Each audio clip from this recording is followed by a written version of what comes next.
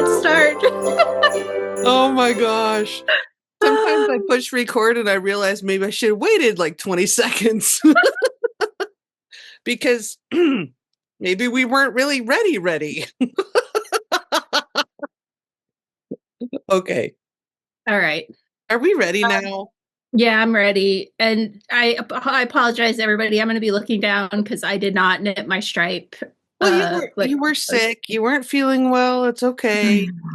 So Anne's going to knit yesterday's stripe while we chat, and she's catching up. And you're feeling a little better, right? I am. It's one of those annoying times when you're like, I am sick, but I'm not like sick. Like laid out. Yeah. I'm laid out and I'm going to stay in bed all day, kind of sick. Yeah. So I feel like I have to keep going because I'm not debilitated by any means. Like I'm here, I'm functioning. I did shovel the driveway the other day while I felt this way. Like it's clearly not, life-threatening. I just don't feel good though. So it's okay. You know what? It's okay to like just go back to bed and get over it. Like, why do we have these expectations where you think you can be functional, so you have to be functional? Maybe you would feel better faster if you just were like, you know what? I'm sick. I don't have to be at death's door to take a break. Yeah, but the to-do list is so long. It will wait for you. The earth will not stop spinning. I'm going to die. Anyway. Okay. So here's my question. I have a thing to discuss. Do we want to discuss my thing? I don't know what your thing is. Well, okay. It could be in this segment for old ladies complaining. It could. So do we want to do that first, or do we want to open stripes and then do the old lady bitch session? I have something else I can share if we want to wait a moment for the old ladies complaining. Okay. I'm gonna have to put this knitting down though, and I'm addicted. I can't stop. Linen stitch. Let me grab it. So this came off the needles last night. This is the Smooriken Cowl that I'm knitting as my gauge swatch for the Hogmanay box project. Okay. So I was trying to get to 28 stitches for 4 inches. Right. And I started with the 3.25, which was, so this is, you start at the bottom. Yeah, this is the bottom. So I started with a 3.25 millimeter, which is what Mandy used to get her gauge. And I was like, this is just looking big to me. I'm going to go a size smaller. So I went to a 3 millimeter. That's up here. Mm-hmm. And I did do my measure. And you'll notice I didn't wash it yet. I will still do that. Because it will bloom. Because, many yarns do bloom. I find that my Shetland knitting tends to stay pretty consistent between whether it's washed or not. It does even out stitches for me, but I find that the actual stitch count pretty much stays the same. That's me. So I did measure this, and I got to 25 stitches per inch for the smaller one. So last night I cast on again with 2.75 millimeter because I'm trying to get to 28 stitches per inch. So I went smaller again. Mm-hmm. So just a reminder that just because the knitter who designed a project got a certain gauge with a certain needle, that doesn't mean that's what your gauge will be. Oh, no. That doesn't mean that's the right, quote unquote, right gauge. I constantly remind people that whatever the designer says and whatever's on the ball band is just a place to start. It really means nothing when it comes to the individual. Yeah, it's just how they did it. Just a place to start. There even sets of needles, even different sets of needles can get you different results. So, or whether you knit angry or not, just saying. Yeah. I'll bet you yank those floats a little tighter when you're not happy. So I did have a project once that was Fair Isle, and there was a section when I went to block it where it just sort of scooted in a bit and then went back out. And I was like, I think I remember that day. Right.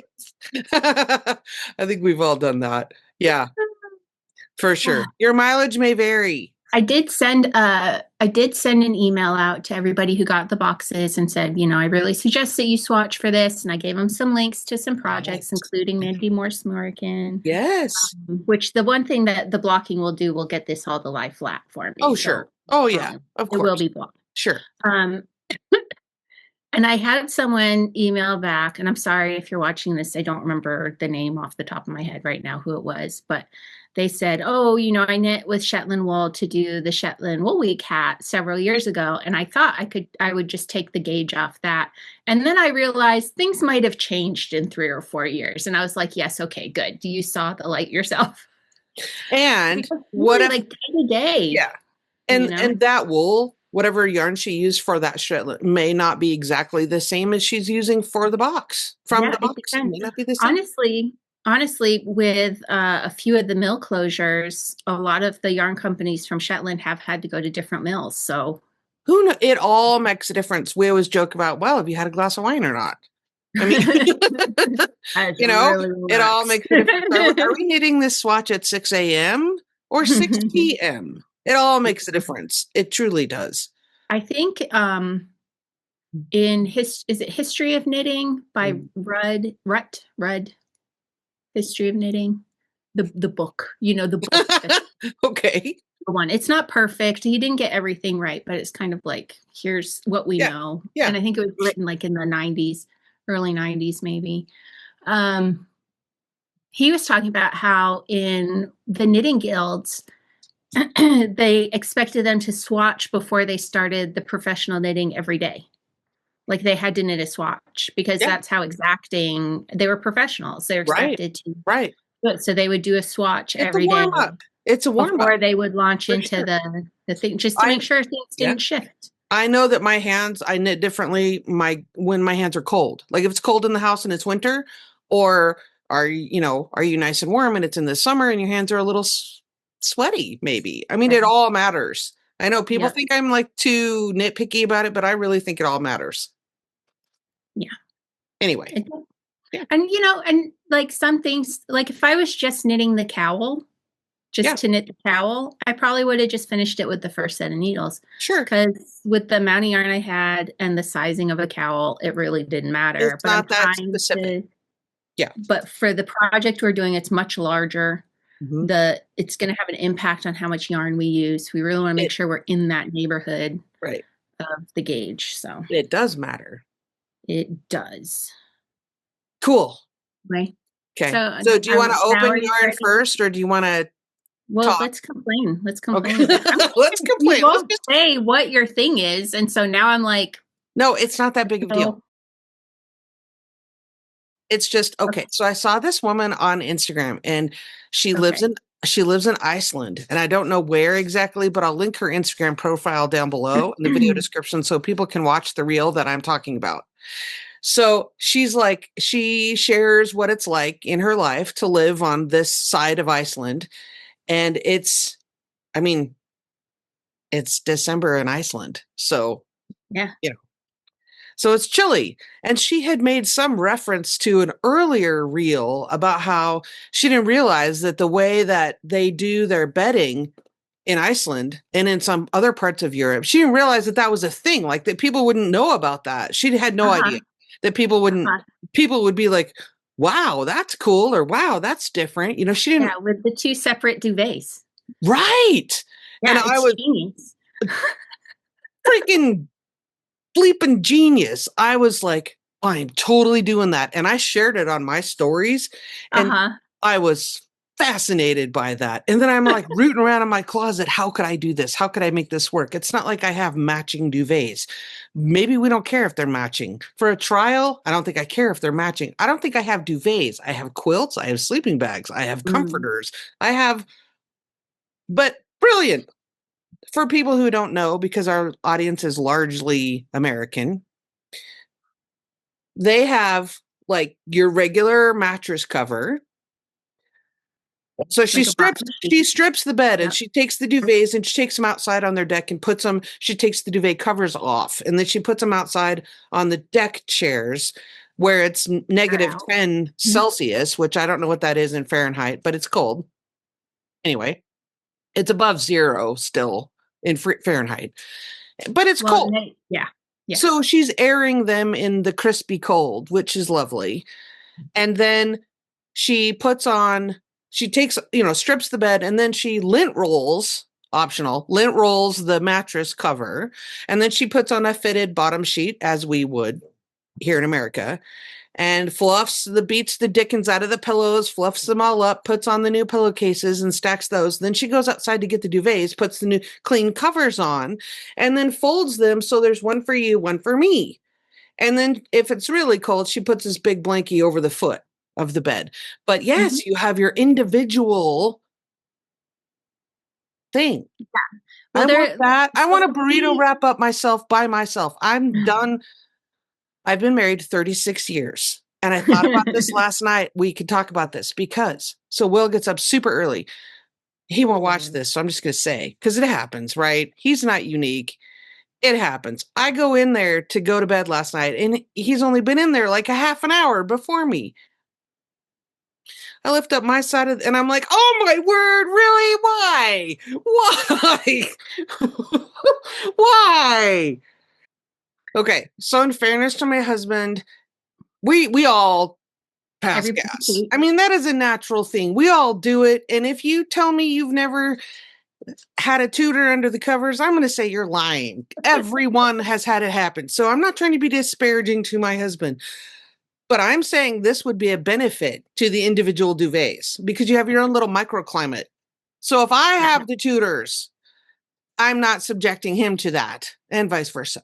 We went to Iceland several years ago now, and that was the first time we'd been somewhere where they had that set up. And it was just like a twin size duvet on either side, one for each of us. And I slept so well because, and I realized what it was, because I usually am like, Adam usually goes to bed before I do. He's not hotboxing me though. He like gets the bed warm though. Like he runs so hot and I run so cold. Right. Match made in heaven. So normally when I go to bed, I'm like right against his back.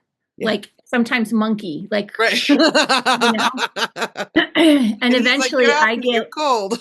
I get warm. He doesn't mind because he gets cooled down a little. I get warm, but eventually I know at some point he sort of pushes me off. You drift away. Okay. I fall asleep and then I'm over. But so I love the heat that I get from him. But at the same time, in the course of the night, when your partner moves or just like shifts the blankets or something, that can be enough to wake you up. You know, so that's what I realized what was going on for us when we had like two separate ones. Yes. It was just a more peaceful sleep because it was just settled. So yeah, I came home and I was like, we could do this. We have duvets. We could try it. You could try it for a week. And Adam was like, no. It's like, okay. No, we're doing it. I'm not asking. We're doing it. And so Will's 6'4", he's a big guy. And so when he lays on his side, the covers are higher. And then I'm like on my stomach or on my back and the covers are lower. So there's this disparity. And then there's a gap of cold air that you see what I mean from his shoulder to me. And unless I shove a pillow in there or there's the dog or whatever to stop that, it's not that warm. Yeah. I know. I think they're a brilliant idea because it's not like you're in separate beds. You're still in the same bed. Well, yeah. You could still like cuddle for a bit and then retreat to your own duvet, or even just because, like, even of course. And if you want to be together, you could just overlap your duvets in the middle. Be together still. That's fine. Yeah. And like you can so in theory, Adam could have a thinner duvet. I could have a thicker duvet. There's also that control. Yes. I think it's brilliant. I also think that, we have our cultural norms, but there are different sleeping traditions throughout the world. And there's no right or wrong way. And there's no stigma associated. I mean, I know plenty of people, seriously, that have my grandparents. May they rest in peace. They have both been passed on since the 90s. But they had twin beds in the same room. Yeah. And I Yeah, think, and mine did as and well. I Do know you know why. why? Do you know why? Well, I know why my grandparents did, but tell me yours. Well, it became a cultural norm because of the TV restrictions, what they were allowed to show on TV. So you think about like the Petries and stuff, like all the married couples. Uh-huh. Those people weren't really married, so they could not be shown in the same bed together. So they would have two twin beds. And then that like popularized the concept of a married couple. And same idea. You Yeah. guys can get together in a Well, bed, but you also can have separate sleeping areas and have more peaceful sleep because you're right, not right. rolling around and having There was different. some issue with my Hmm. there were a physical reason, like my granddad had a buggered up shoulder and he Yeah, needed a different kind of mattress than my grandma preferred. And again, they just needed to sleep differently yeah. and whatever. And that's totally fine. And oh my gosh, lest we remind everyone that's not the only place there is to be intimate. Adam's grandpa, when he was in his 70s, he'd been like a cowboy his whole life. Yeah. He was actually a mechanic his whole life, but he'd been working on ranches and stuff, Sure. Yeah. so. Yeah. And he was volunteering on a church ranch when he was in his 70s, and the horse spooked, Oh. threw his grandpa up in the air, and he landed back on the saddle, and is it the horn? Is that what it's called? Uh-huh. Hit him right, Oh, geez. and like really messed him up. And he was, Yeah. again, in his 70s. So everyone was like, well, this is what's going to take grandpa out. He Yeah. lived to be like 104. But his But that diaphragm, I'm sure, last was hurt. 30 years, he Oh, had to sleep in a lazy boy because he had to right. be elevated a Yeah. certain Yeah, so, for sure. everybody, there's, I don't know, you get to a certain age and the whole like waking up with the dewy skin and tousled hair and all white sheets, and whatever. Okay, And you're kind of like, I whatever. just want to sleep. And you know what? I don't understand the whole attraction to morning Oh gosh, no. anyway, because like, Go I clean mean, yourself up. everyone's got morning breath. What do? Do they get up and brush their teeth first or what? I mean, really? Because I'm like, Go ahead. I'm like, okay, if you want to go brush your teeth, that's fine, but not now. Just breathe that way. Breathe that way, right? I want to try that. I think I'm gonna like it's sheet day anyhow. So I'm Yeah, like, give it a go. I liked it. I liked it when we yeah, I'm not were asking. You could holidays. just set it up that way from when Adam comes back because you said he's on a business trip. Yeah. Well, he's in the Philippines so often. I'm in Shetland so often that it's kind of like, whatever. You don't spend that much time in the same bed anyway. Fine. It's fine. We'll cuddle when we're together. It's fine. Should we Okay, do so stripes? I finished yes. my stripe, so I'm ready to share. Okay. So Yay. here's the first Oh, 4. that's lovely. Isn't that pretty? Yes, Oh, very. gosh. How's your hat coming? It's good. It's really good. Yeah. Nice. Yeah. Oh, maybe the other side's better. I haven't done the brown yet. I stopped myself when I should. So I'm at Nice. the brown instead of like, oh, this is fun. And then then I see the next color before I'm supposed to. Uh-oh. So I Kill did. yourself. Yeah, I did. Okay. So brown. Okay, this is our woolens and Nosh one again, just a Yes. reminder. Oh. Brown, brown, brown. Ooh, Okay. another A blue. lighter blue. It's lighter Back this to the time. lighter blue. Yeah.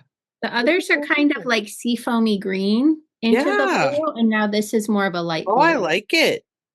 This hat's going to be really cool. Wow. You can really see the difference in the color. I like it. I like it. Excellent. Nice. Yeah. Okay.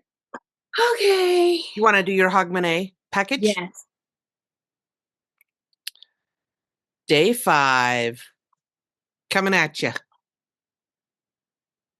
All right. Ooh. Oh, we're in a new maker today, I should Right. say. Today we have Uradale yarns. Oh, that's beautiful. Uradale yarns. And it's Ling Heath, Wow. which is a lovely sort of maroony purple shade. Yeah. And the Heath part of the name. So Uradale raises all their sheep according to the health of the sheep, not according to the color of the fleece. And so the fleeces in Shetland sheep, they come in a range of grays and a range of brown shades. Yep. And they take those colored wools and blend them together to create different gradients of natural shades. And then they take some of those and they over dye it with the color. So I don't know if you can tell, like it's not a pure color. It has like some different variations and depth, and that comes from the variation of the base of the natural wool. Right. They never bleach the colors to get it white, the fleeces to get it white. They work with what comes from the animal. Yeah, I think that's really neat. Yeah, it's really cool. That's beautiful. That is beautiful. I do like that. So we have these 4 from Laxdale. Uh-huh. And then we got this one. Wow. Wow. Okay, day 5. Day 5. Here we go. Girl in her wool. That's a richer purple yet. Look at that. That is love beautiful. it. Okay, so 1 and 2 I've already taken photographs of for my Instagram, so I will show you. Here's 3, 4, and 5 because I can't start holding too many together anyway.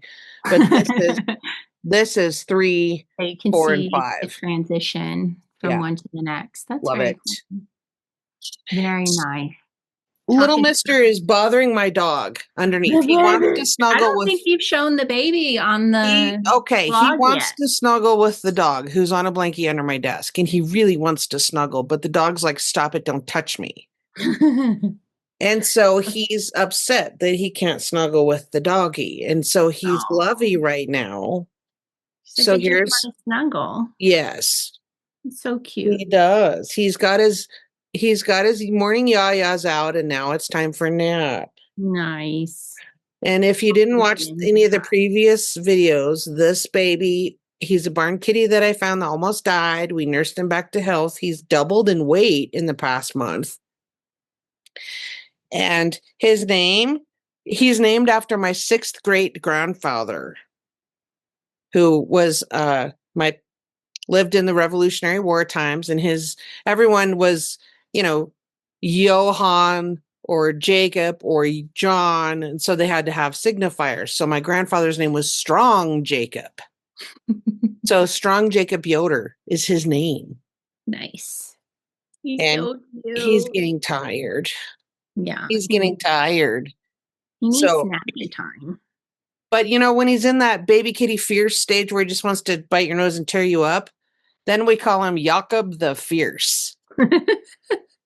Like he's a Viking. But right now, he's tired. Yeah. It's nap time, and the pellet stove is on in here, and everyone's a little droopy. Oh, your gargoyle left at some point. She did. She jumped down earlier. So Strong baby. Oh. We can all go have naps. Oh. You pushed it too far. Now I did. In mode. He did a little chirp. He went, and then he attacked. Okay. But he's getting so big. He was so little bitty tiny when I first rescued him. I didn't think he was going to live. I really didn't. He's so cute. And now he's like, roar. I'm not laughing at your voice. I'm laughing at his actions at the moment.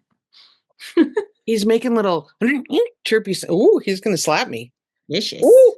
There he goes. Jakob the Fierce. Jakob the Fierce. Shetland Wool Week sent out their survey for the year this morning, which is why I was late, Jana. I'm sorry. Because I filled it out and I tried to submit it and it wouldn't submit. And I couldn't figure out why it wouldn't submit. So if anyone else is watching who got the Shetland Wool Week survey, and is it working for you? That's all I want to know. Did it work for you? Because I spent like an hour thinking maybe I was too long. I'll shorten it and try again. No, like, am I on a VPN? Am I not on a VPN? Like just trying all these things just to get it to submit, and I couldn't get it to submit, and I don't know. So leave a comment down below if you were able to get yours to work. Yeah, or not. Please, let us know either way. Please, because I don't want to put any more time into it. But I want to submit my survey. Yeah. Okay, cool. Anyway, sorry. Okay. All right. Take care of yourself. You too. Bye. Bye.